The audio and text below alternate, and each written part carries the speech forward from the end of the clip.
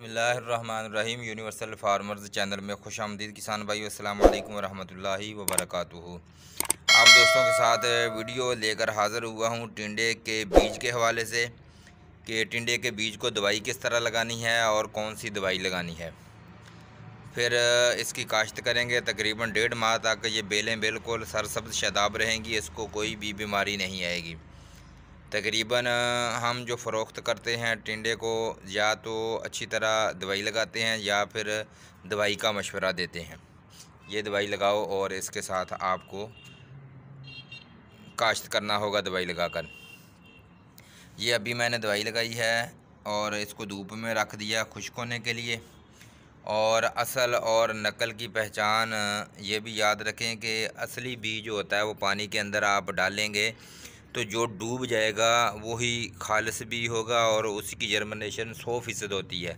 और जो पानी के ऊपर आ जाता है वो बीज जो है नाकिस होता है, मरा हुआ होता है, उसकी जर्मिनेशन मुकम्मल नहीं होती। तकरीबन वो 30% जर्मिनेशन हो जाती है उससे, लेकिन ज़्यादातर जो है वो मरा हुआ और बीज जो है दागी होता है। मैं आपको वो भी दिखाता हूँ। ये सामने आपके मैंने ये बीज रखा हुआ है और ये देखिए मैंने इसको पानी में डाला है और ऊपर से सारा निकाल कर जो है फेंक दिया है।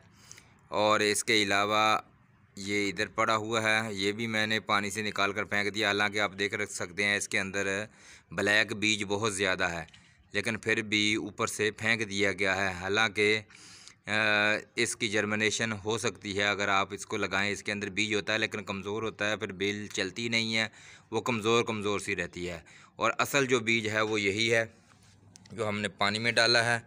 और डालने के बाद दोबारा उसको अच्छी तरह धोया जाता है, फिर धूप में रख कर हल्के से पानी के साथ इसको दवाई लगाई जाती है। ज़्यादा दवाई मैंने इसलिए नहीं लगाई, बाज़ दोस्तों को ये ख़दशा होता है कि अगर जो नाकस इसके अंदर बीज होता है थोड़ा बहुत, उसको बीज दवाई लगाई जाए तो उसका रंग भी लाल हो जाता है, और जो अच्छा बीज होता है उसका रंग भी वैसा ही होता है, दवाई लगाने वाले का रंग भी जो है वैसा ही होता है। इसलिए दवाई मैं थोड़ी लगाता हूँ। आप देख सकते हैं ये एक एक बीज जो है बहुत से ही ज़बरदस्त है, देखिए आप। और हालांकि इसके अंदर भी चंद बीज आपको देखने में मिलेंगे कि जो वाइट होंगे, लेकिन उसके अंदर बीज पूरा होता है। जो उसकी गुली होती है, जो उसके अंदर तुखम होता है जिसने उगाई करनी होती है, उगना होता है ज़मीन के अंदर, वो तकरीबन पूरा होता है। इसलिए वो डूब जाता है पानी में, इसलिए वो इस अच्छे बीज के अंदर शुमार हो जाता है। सबसे पहले आपने क्या करना है कि अच्छी तरह ज़मीन तैयार करनी है। रूटावेटर चलाएं, उसके बाद 2-3 मरतबा हल चलाएं और गोबर ज़रूरी डालें। जब तक आप अपनी ज़मीन में गोबर नहीं डालेंगे तो आप अच्छी जो है पैदावार नहीं ले सकेंगे। एक तो आप गोबर डालें उसके अंदर, और उसके साथ जब आप खालियाँ निकालेंगे तो आपका बेड जो है तकरीबन 3.5 से 4 फीट का होना चाहिए। आप उसके अंदर कोई और भी काश्त कर सकते हैं, भिंडी काश्त कर सकते हैं, बैंगनी काश्त कर सकते हैं, आप उसके अंदर मिर्च वगैरह भी लगा सकते हैं। और कमाद की फ़सल है तो कमाद की फ़सल के अंदर भी आप टिंडा काश्त कर सकते हैं। मुअज़्ज़ज़ सामीन किसान भाइयों, ये बात याद रखनी है कि जब इसके पत्ते निकल आएँ और पत्तों के ऊपर लैने से बन जाएं तो उसको भी आपने दवाई स्प्रे करनी है।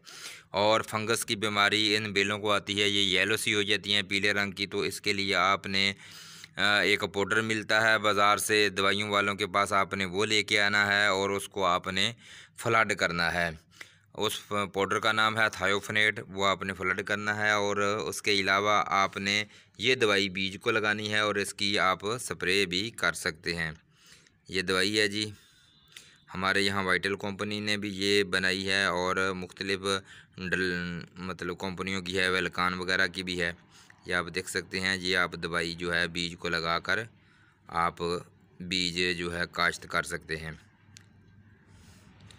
ये आपके सामने है, ये देखिए।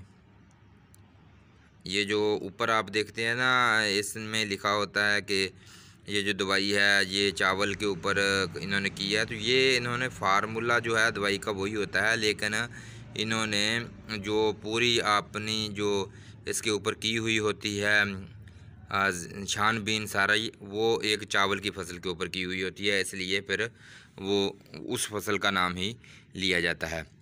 और इसके साथ आपको एक और वीडियो में मैंने दवाइयाँ बताई हैं, आपने वो दवाइयाँ हर सूरत में करनी है।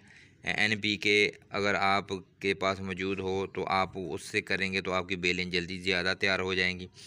शुरू में आपने DAP का 1 बोरी फी एकड़ डालनी है, अगर आप डालना चाहें। अगर नहीं डालना चाहते तो फिर आपने नाइट्रोफास की 1 बोरी डालनी है, और उसी के साथ ही आपने यूरिया का आधा थैला जो है वो डाल देना है।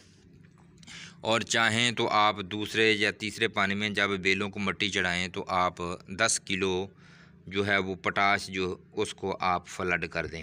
पोटाश की स्प्रे भी हो सकती है, आप उसको फ्लड भी कर सकते हैं। पोटाश का मकसद ये होता है कि जब आपका जो फल लगेगा, एक तो वो मज़बूत रहेगा, गिरेगा नहीं, और मुकम्मल का मुकम्मल जो है वो पक जाएगा, वो तैयार हो जाएगा टिंडा। दूसरा ये होता है कि टिंडे के ऊपर शाइनिंग बहुत ज़्यादा आती है, चमकदार टिंडा होता है। और इसके अलावा टिंडा बहुत जल्दी तैयार होता है। रात को आपने एक तोड़ाई की है तो आपने तोड़ाई करके बाहर निकल गए हैं तो आप कहेंगे कि दूसरे दिन कल तो टिंडा नहीं मिलेगा, लेकिन आप जब शाम को चक्कर लगाएंगे या दोबारा टिंडा फ़रोख्त करने के बाद ही आप अपनी फसल में जाएंगे, आपको लगेगा कि इसकी तो तोड़ाई होने वाली है। यानी पोटाश का इतना कमाल है कि रोज़ाना तोड़ाई आपको करनी पड़ेगी। इंशाअल्लाह अज़ीज़ प्रोडक्शन बहुत ज़्यादा आती है, टिंडे की काश्त करने से बेनिफिट बहुत ज़्यादा मिलता है। आप काश्तकार हज़रात सब्ज़ियों की तरफ रुझान करें और इंशाअल्लाह अज़ीज़ आप खुशहाल हो जाएंगे। अगर आपको हमारी वीडियो अच्छी लगी हो तो लाइक करें, शेयर करें, सब्सक्राइब करें, और अपनी आरा से, अपनी आगाही से, अपनी जो भी आप चाहते हैं कि हम ये चीज़ जानते हैं ज़्यादा और आपने इसका नाम नहीं लिया, तो आप उससे भी अगर आपको आगाही है तो हमें आप ज़रूर बताइए कमेंट्स बॉक्स में। इंशाअल्लाह अज़ीज़ नेक्स्ट वीडियो में हम आपको इसके बारे में चंद और ज़रूरियाती चीज़ें बताएंगे। अल्लाह हाफिज़, अल्लाह निगहबान।